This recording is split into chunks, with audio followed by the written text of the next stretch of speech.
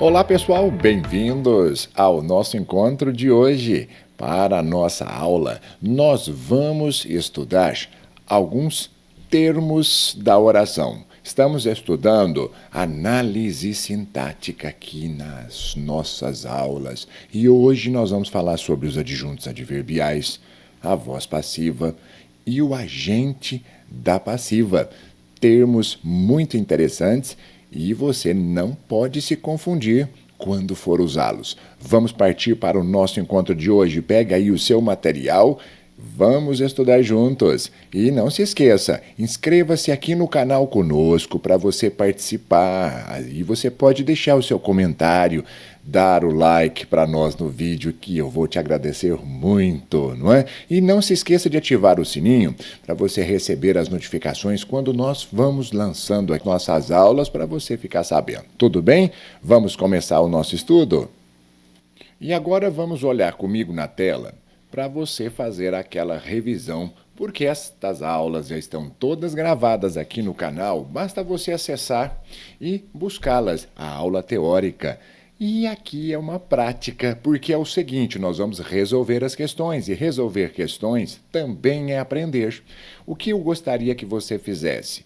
O termo que está grifado aqui em cima, ele possui uma função sintática dentro da oração. E essa função sintática seria o adjunto adverbial, uma circunstância para o verbo, ou é o agente da voz passiva. O agente da voz passiva é o autor da ação verbal que aparece na voz passiva para nos informar sobre quem praticou essa ação. Vamos ver se você consegue acertar? Não é tão difícil. Lembre-se que o agente da voz passiva sempre preposicionado. O adjunto adverbial pode vir com preposição ou não, isso não importa. Pode ser uma locução adverbial. Ele não interfere em nada sobre isso. Agora é com você. Vamos começar o nosso esquema? Aqui, pagou os impostos com muito dinheiro, mas com pouco prazer. Já dá para ver muito bem que com muito dinheiro não é um agente, não é? É um adjunto adverbial. E isso fica muito claro, não fica? Simples, porque com muito dinheiro é o modo.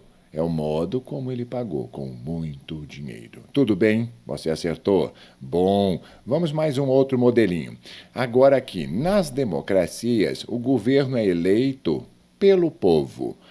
Agora você vai pensar o seguinte, pelo povo, será que é advérbio, um adjunto adverbial, ou funciona como um agente da voz passiva? E a resposta é fácil, não é?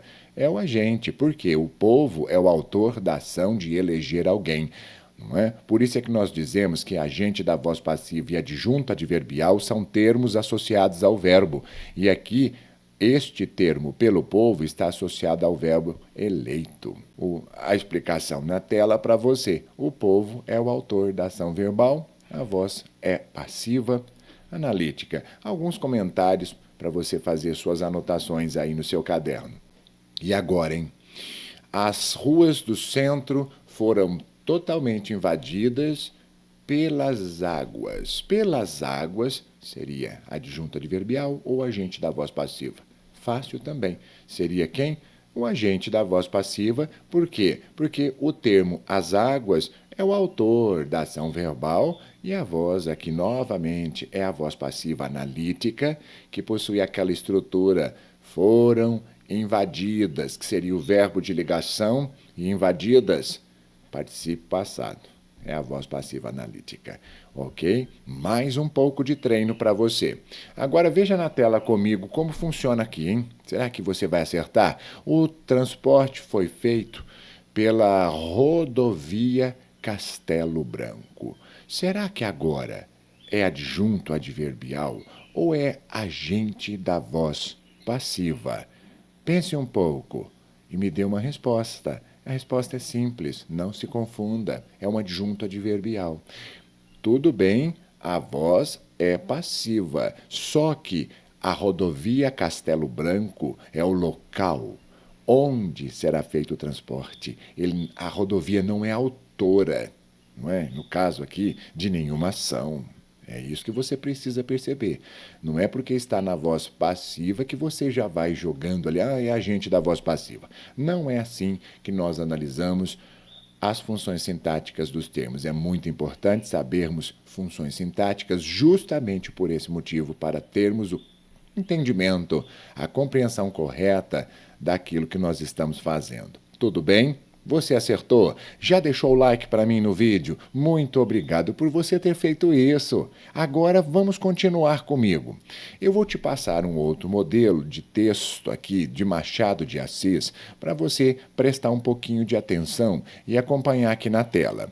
Nesse trechinho, como em outros trechos, não é, de seus romances, o escritor Machado de Assis ele usa com maestria as palavras, obtendo através da combinação dessas palavras, da combinação de todos os termos, digamos assim, o efeito irônico, a ironia machadiana desejada. Aqui é o seguinte, você vai ler esse trecho e vai me dizer qual que é a ironia presente aqui nessa passagem citada, e você vai me explicar o seguinte. Aparece aqui a personagem Marcela, sim, não é? E de que maneira ele conseguiu, não é, com essa montagem, obter o efeito irônico através das relações de significado que se estabelecem entre as palavras que ele escolheu. Porque este livro é o livro Memórias Póstumas de Brás Cubas, não é? E aqui a personagem Marcela era a meretriz do livro, não é? Hoje, como dizemos no popular, a garota de programa. E aqui, o que você tem? Nós temos uma passagem que Machado diz o seguinte: Marcela amou-me durante 15 meses e 11 contos de réis. Aqui você começa a pensar. Por ser uma meretriz, a palavra amar, seria o verbo amar.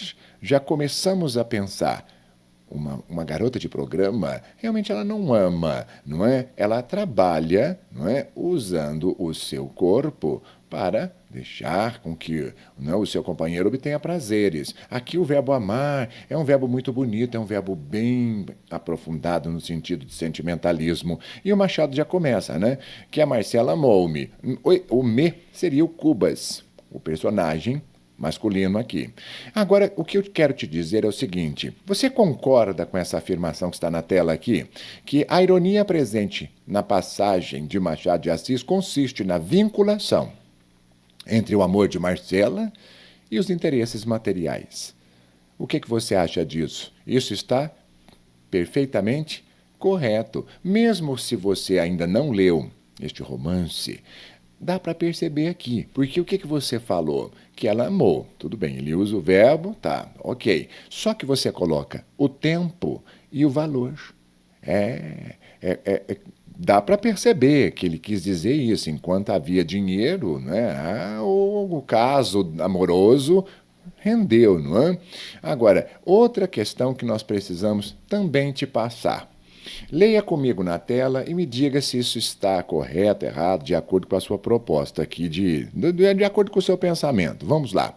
O efeito irônico aqui, ele é conseguido por meio da coordenação aditiva, olha o E aqui, não é? Marcada pelo adjunto adverbial, no caso, dois adjuntos adverbiais, de significados bem distintos, bem diferentes, não é? Um de tempo, que seria 15 meses, e o outro de preço, ou se você quiser de valor, também poderia ser 11 contos de réis.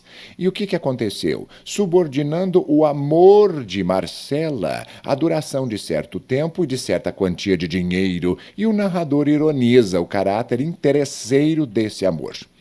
Agora é a tua vez. Pense na proposta e me diga, será que isso está correto? Está errado? O que você pensa? Está bem correto. Corretíssimo. É isso. Machado quis ironizar a situação e trouxe essa proposta. Por isso é que quando dizemos ironia machadiana, nós sabemos que a construção da ironia é a perfeita função sintática das palavras colocadas adequadamente dentro de um texto. Um bom texto precisa conter boas palavras e uma boa estrutura. Creio que você aprendeu. Está gostando do nosso vídeo? Que bom! Participe conosco. Vai ser um prazer escutar a sua opinião aqui no canal. É para isso que nós estamos passando essas informações todas para ajudar vocês e fazer você crescer aí na sua vida, no seu estudo, e seja lá o que você for prestar, se é o concurso, vestibular, ou simplesmente para melhorar um pouquinho mais a interpretação dos seus textos. Agora, eu trouxe uma outra situação bem interessante para você. É uma propaganda que aqui aparece uma fala interessante sobre uma empresa de telefonia celular. Ele diz assim: Apple, o mundo todo só fala nele.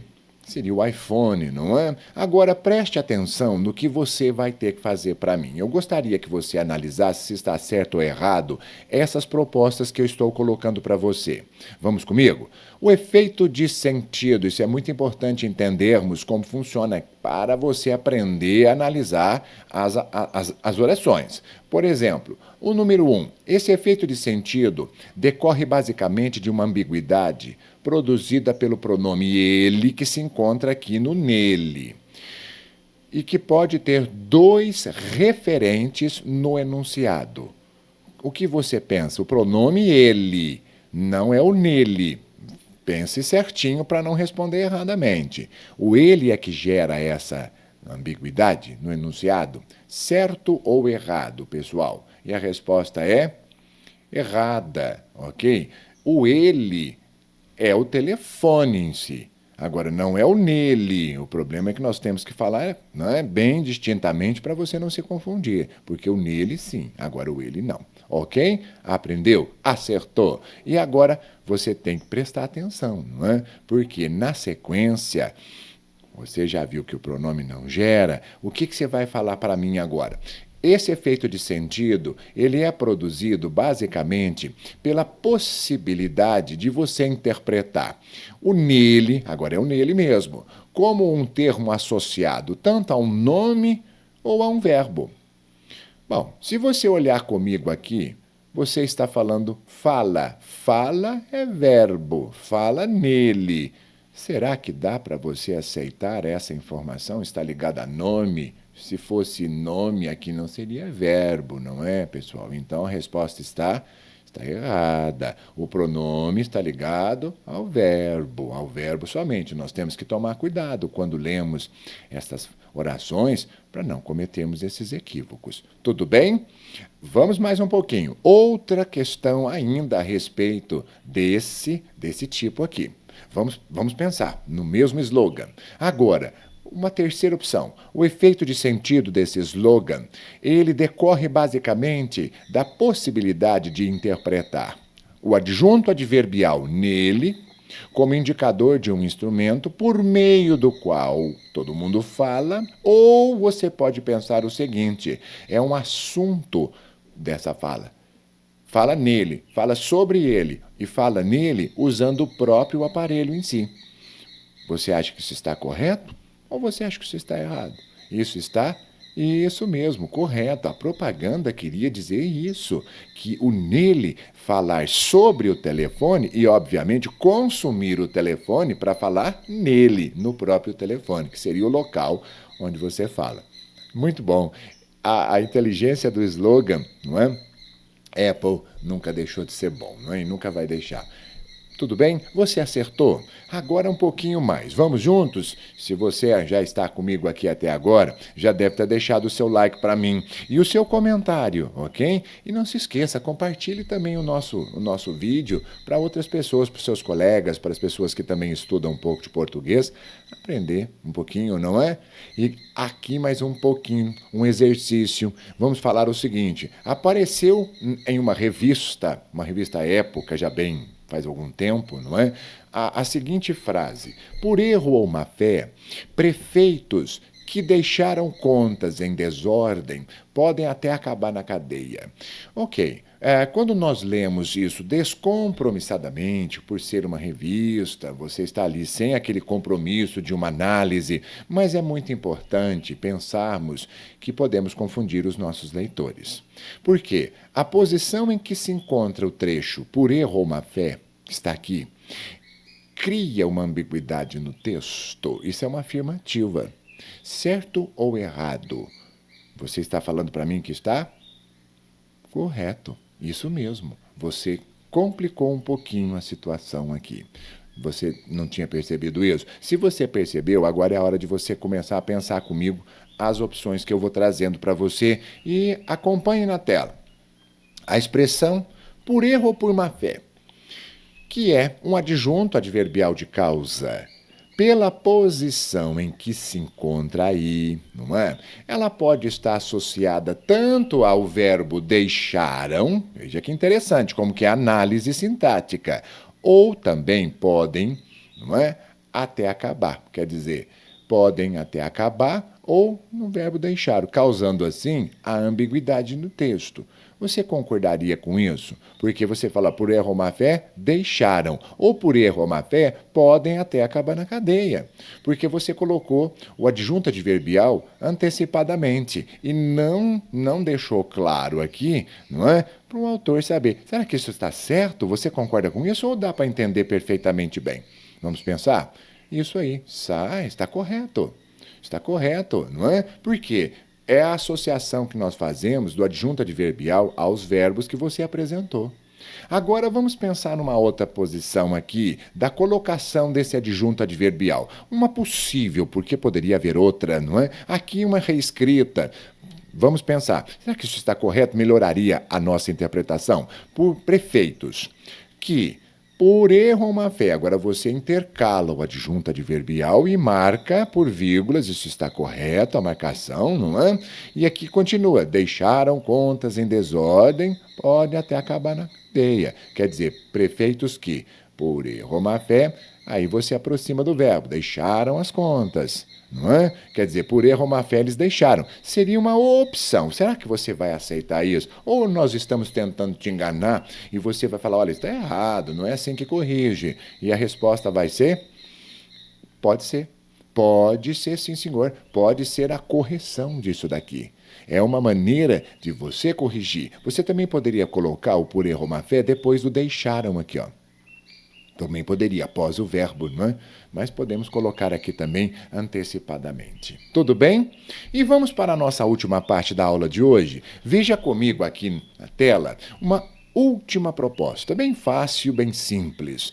O livro A Moreninha, um livro romântico aqui brasileiro do Joaquim Manuel de Macedo, em um trechinho para você olhar comigo, só que eu gostaria que você se atentasse ao trecho que eu separei aqui. Nós separamos a seguinte proposta: os portugueses não haviam sido por uma tempestade empurrados para a terra de Santa Cruz. Um livro antigo, de uma linguagem digamos, bem clássica, porque havia hipérbatos. O romantismo, ele deslocava os termos de local para poder fazer a sonoridade das palavras, que o texto ficasse mais belo. Hoje já não se usa mais esse tipo de proposta com tanta frequência. Mas aqui, a sua opção é a seguinte. A sua tarefa. Coloque essa oração na ordem direta. Você se lembra o que é ordem direta? Sujeito primeiro, depois o verbo e os complementos na sequência. Sujeito, verbo e complemento. E aí você vai me dizer o seguinte: eu quero a função sintática destes termos depois que você colocar em ordem. Só que para você fazer isso, você vai precisar parar o vídeo, porque aqui, por questões de tempo, não é? Para não delongarmos muito, você vai ver a resposta já imediatamente comigo. Agora é o momento de você escrever, usar o tempo que precisar. E confira comigo a resposta na tela para ver se você acertou, porque a resposta é essa aqui. Os portugueses, que seria o sujeito, depois vem, não haviam sido empurrados. O verbo está na voz passiva. Depois, por uma tempestade, que seria o agente da voz passiva, porque a tempestade foi quem empurrou esses portugueses. E, no fim, o adjunto adverbial de lugar, para a terra de Santa Cruz. Na ordem direta, teríamos os portugueses não haviam sido empurrados por uma tempestade para a terra de Santa Cruz. O sujeito, o verbo, que seria o predicado, não é? O agente da voz passiva e o adjunto adverbial. Eu espero que você tenha acertado tudo e muito, muito obrigado por você ter ficado conosco até agora. É um grande prazer receber todos vocês aqui nas nossas aulas e vamos nos encontrar em nosso próximo vídeo, em nossa próxima aula, para fazermos mais exercícios. Um grande abraço a todos e até mais. Vamos em frente sempre com os nossos estudos. Tchau, tchau, pessoal!